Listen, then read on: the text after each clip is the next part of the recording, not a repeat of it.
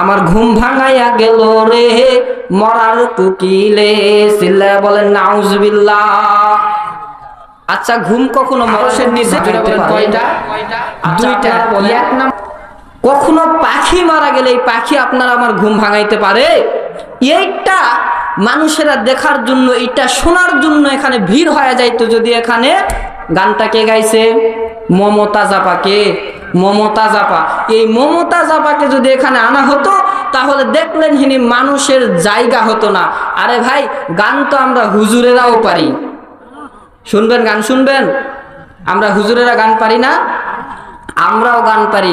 এই শিল্পীরা যারা গান কয়, এই গানগুলোরে আমরা চিৎ করে, উপর করে, কাট করে, একটু মডিফাই করে আমরা সুন্দর করে ইসলামের ভাষায় গান গাই। শুনবেন? শুনবেন?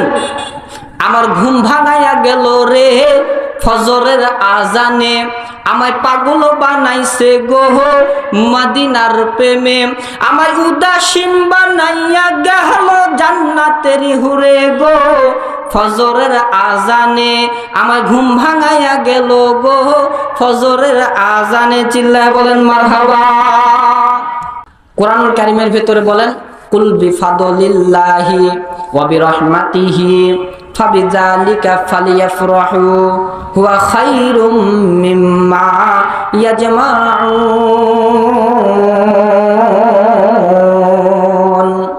আল্লাহ রাব্বুল আলামিন কোরআনুল কারীমের ভিতরে বলছেন, আমার আসমানের নিচে জমিনের উপরে যত রহমত আছে, এই সমস্ত নিয়ামত এবং সমস্ত রহমত দিয়া আমার আল্লাহ রাব্বুল আলামিন পবিত্র কোরআনুল কারীমটাকে দুনিয়ার বুকে নাজিল করে দিয়েছেন। চিল্লায় বলেন সুবহানাল্লাহ।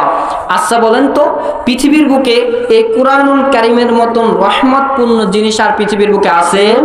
আর জোরে জোরে বলেন না আছে? এই কোরআনুল কারীম হইতেছে পৃথিবীর বুকে সবচাইতে বেশি রহমতওয়ালা।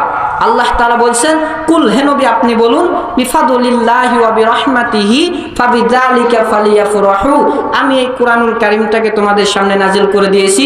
পৃথিবীর বুকে যত রহমতওয়ালা জিনিস দেখতে পাও, করুণাওয়ালা জিনিস দেখতে পাও, এই সব কিছুর মধ্যে হতে আমি আল্লাহ তাআলা বেশি রহমত দিয়ে এই কোরআনুল কারীমটাকে নাজিল করেছি। চিল্লায় বলেন সুবহানাল্লাহ। তাহলে যেই জায়গায় কোরআনুল কারীমের কথা হয়, এই জায়গার দাম আল্লাহর কাছে বেশি না কম? তাহলে যারা কোরআনের মাহফিলে বসলো না, সাইটে ঘোরাফেরা করতেছেন, গান বাজনার আয়োজন নিয়ে ব্যস্ত হয়ে গেছে, এই যে দোকানপাট নিয়ে ব্যস্ত হয়ে গেছে, এরা এই কোরআনের রহমত থেকে দূরে থাকবে কি থাকবে না? তাহলে কোরআনুল কারীমের রহমত নিতে হলে এই কোরআনের মাহফিলে বসার দরকার আছে না নাই? কোরআনুল কারীমের